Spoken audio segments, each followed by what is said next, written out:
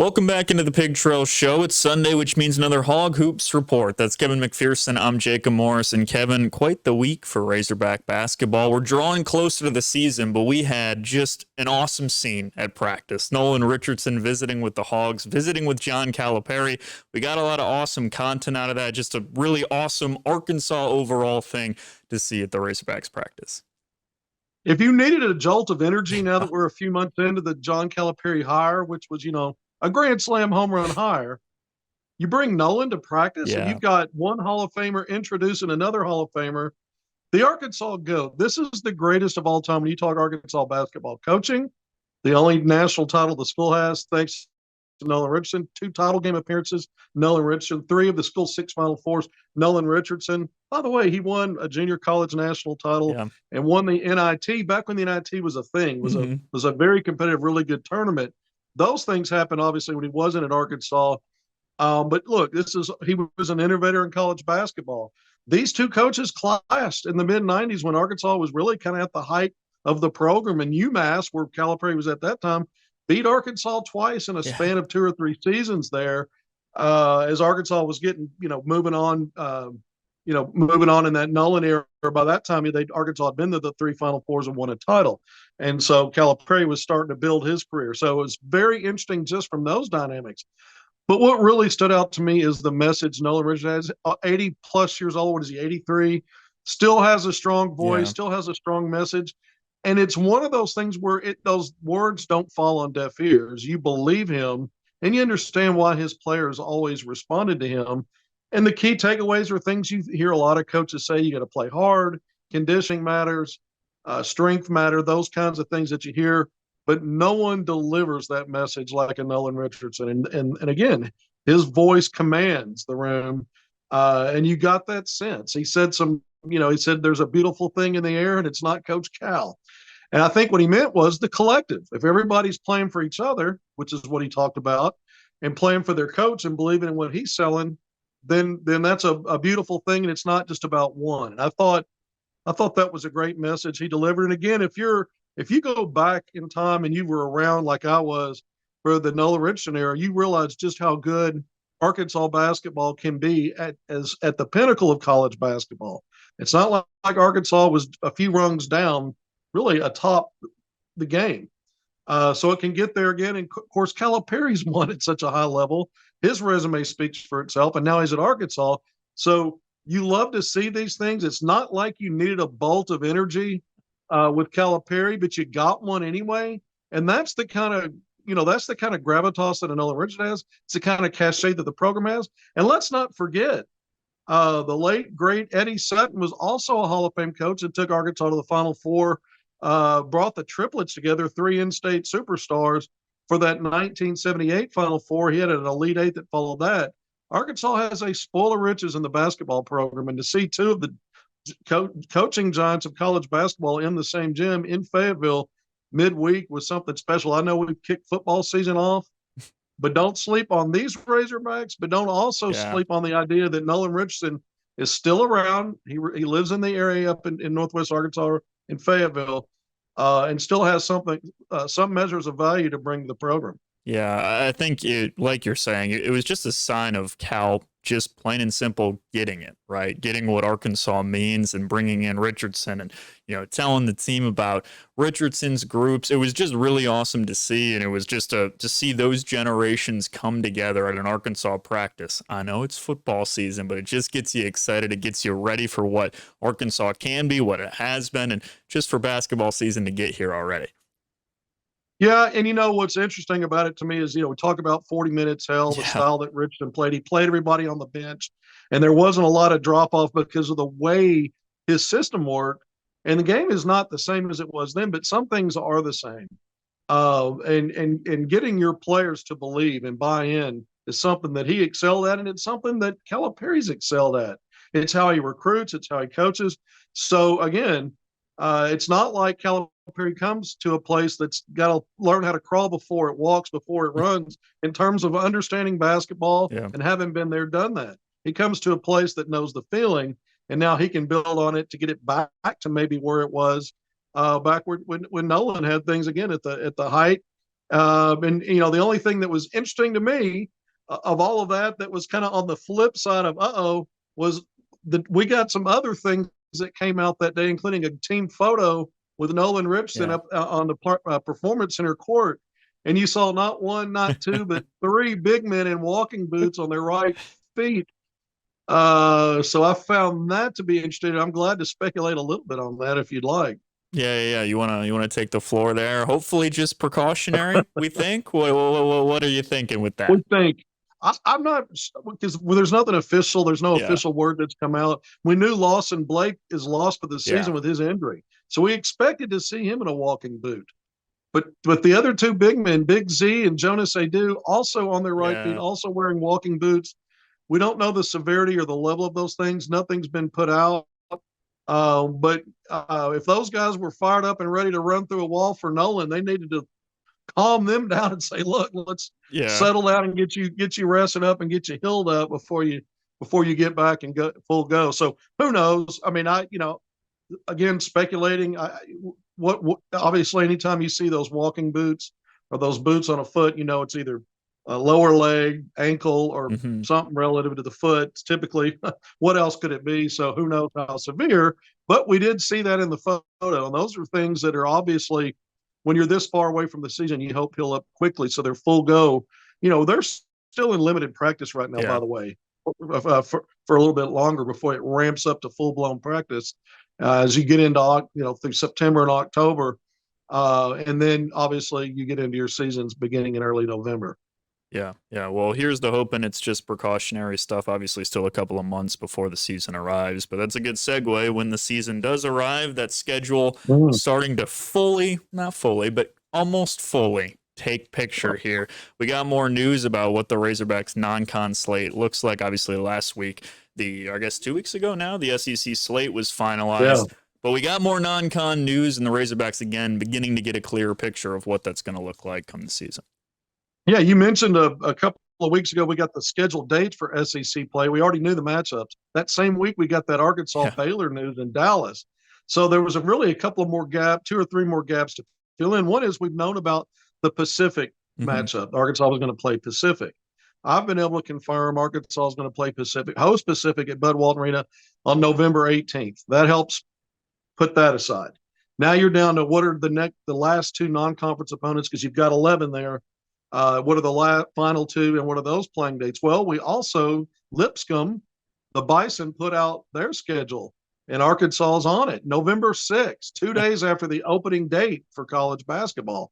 So that's a midweek. That's a Wednesday game at Bud Walton Arena in Fayetteville. So now the pictures really almost come up fully together because now we know of 12 of the 13 non-conference matchups. We know the playing dates for those. And we know the SEC's 18-game slate, where Arkansas is playing and what dates in that. So it leaves one more game for non-conference. One of the things that stood out to me is John Calipari multiple times referenced a home and away potential for the schedule in non-conference. And he's not going to talk about that when he's talking about some of these teams like Pacific or Lipscomb or anybody that Oakland, anybody that we already know about that's on the schedule. He's referring to a marquee kind of game. Arkansas has 4 of the 12 that we know about marquee games. The last several years, Arkansas has played 5 marquee games in non-conference when it was Eric Patrick Musselman. Kentucky played at least under Calipari at least 5 marquee matchups of the 13 non-conference. And right now we're sitting at 4. Now, he came on late. He talked about having to do a schedule. We'll see if they get something worked out. I don't think he was referencing that with the idea that it wouldn't get worked out. And so what it means to me is Arkansas's got to figure out a way where they can fit in. There's places in November, although it would be tight. Yeah. There's a couple of gaps in December where Arkansas typically, because of finals and the holidays, has a week between games where they could squeeze in another game there.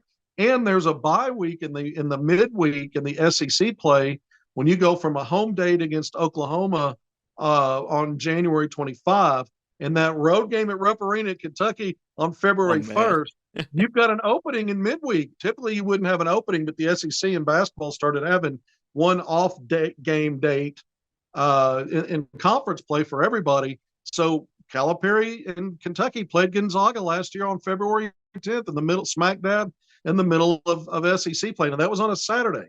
This time around, you'd likely be scheduling something if you were fitting it in during conference play in that midweek, Tuesday, Wednesday, maybe Thursday, but you're going on the road to Rupp that Saturday. And I don't know that Calipari won't want to use that entire week off to get Yeah. there. So I said all of that to kind of get an idea of where they might place another game on the schedule. Who might it be? I mentioned Gonzaga. There's a relationship, Calipari and Mark Few. Would they want to carry that over? And it's a fresh series because it's Arkansas versus Gonzaga. USC, I mentioned that recently. You'd love to see Eric Patrick Musselman, EPM, back at Bud Walton Arena to face Cal. They've done that before with obviously Musselman at Arkansas, Calipari, Kentucky.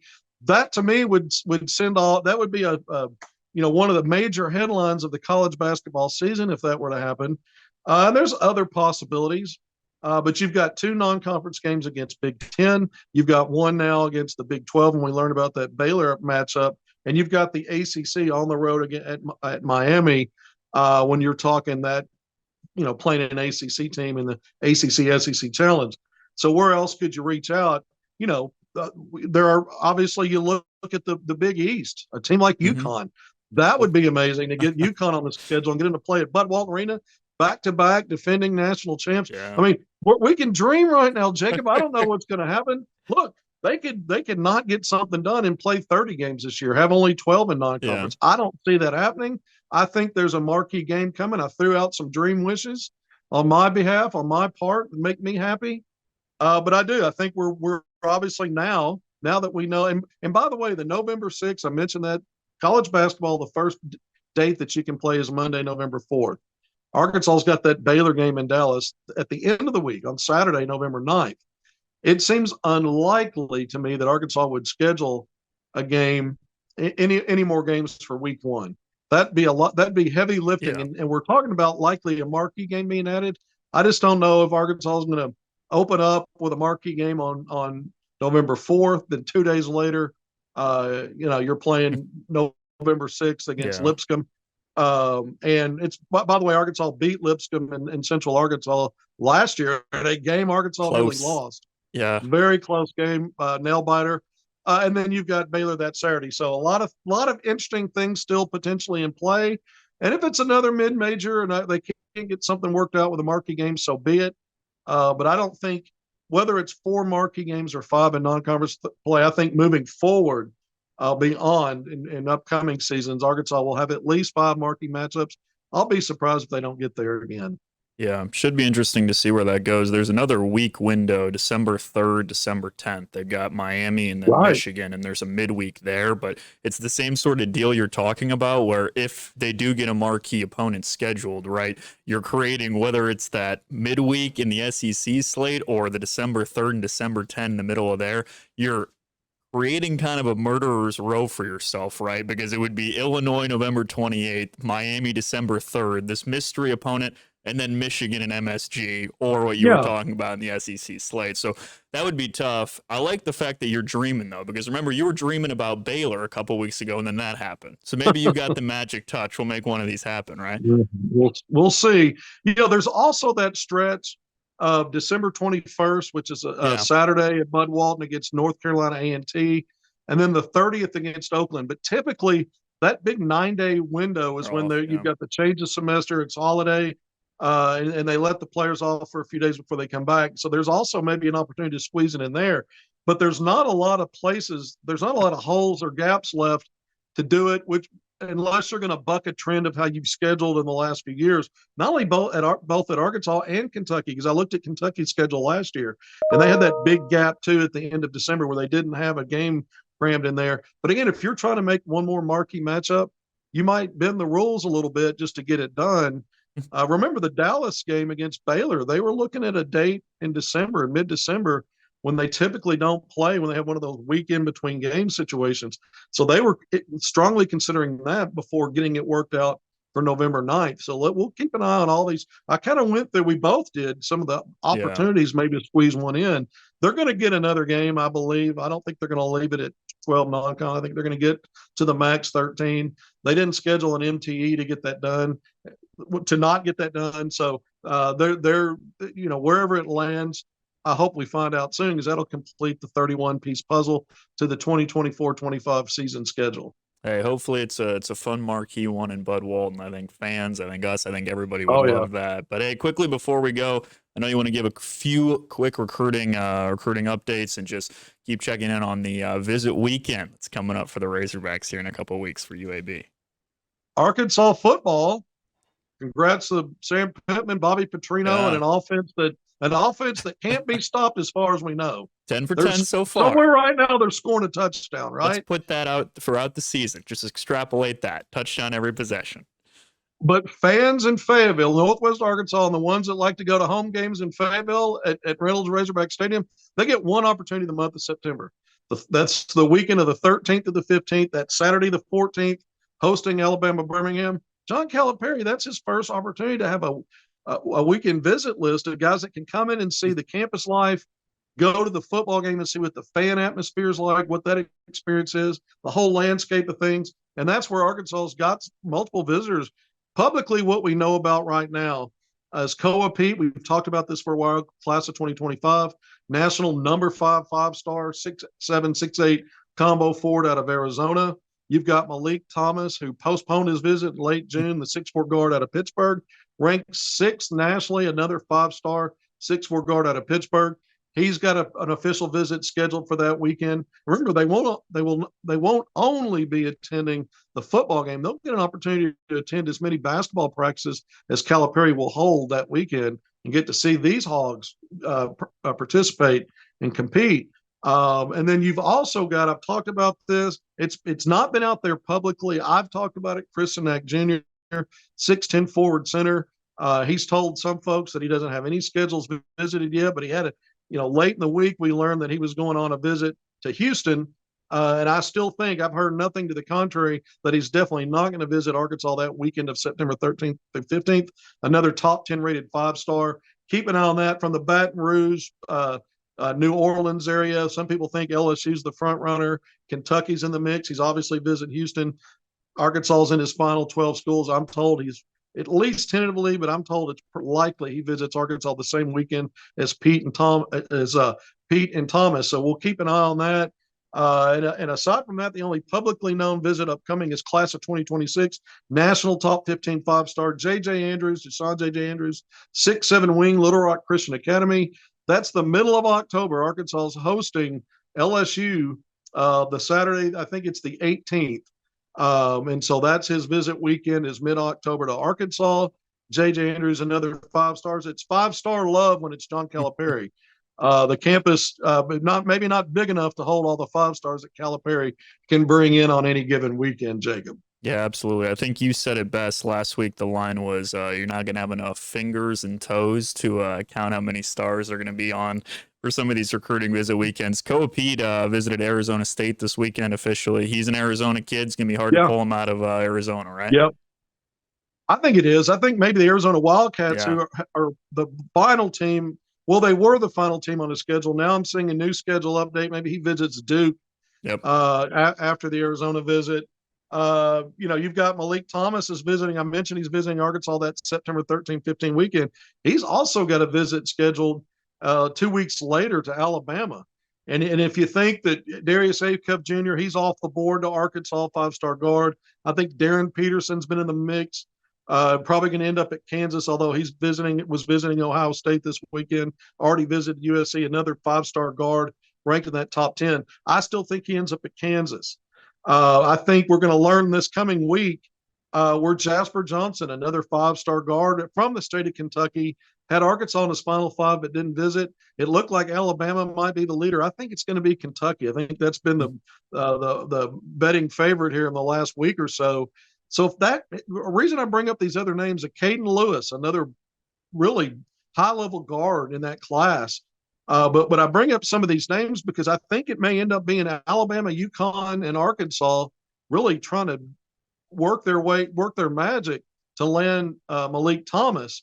UConn has also been recruiting Caden Lewis. Alabama has. Kentucky has. But I think Kentucky's about to get Jasper Johnson again. I think Kansas probably gets Darren Peterson. So keep an eye on Arkansas, UConn, and Alabama in the Malik Thomas sweepstakes. I guess I'm trying to boil it down to those three teams for him. And I think UConn and Alabama still are also jockeying for position with a Caden Lewis. So it makes things interesting in terms of Arkansas's positioning. At the end of the day, when Calipari gets them on campus, some of these other really good schools and recruiters, it won't matter. And Arkansas's NIL is strong, and that's also going to weigh in. But we'll see. I think Arkansas's in great shape with Thomas. I think they've got a chance with Koa Pete. And a name I haven't talked about today, Caleb Wilson, the 6'9" combo forward out of Atlanta. Until I hear differently, I still believe Arkansas is the leader for him. And I've reported in different platforms, maybe even here, that he's got a visit date scheduled with Arkansas. It's not public. I can't give that out. But we'll see what plays out. Again, things change quickly in recruiting, especially with 5-stars. All types of 5-star recruitments for the Razorbacks. It's a good time to be a Hog recruiting fan. Good time to be a Hog fan in general. That's going to do it for this week's Hog Hoops Report. That's Kevin McPherson. I'm Jacob Morris. More Picture Show coming up after the break.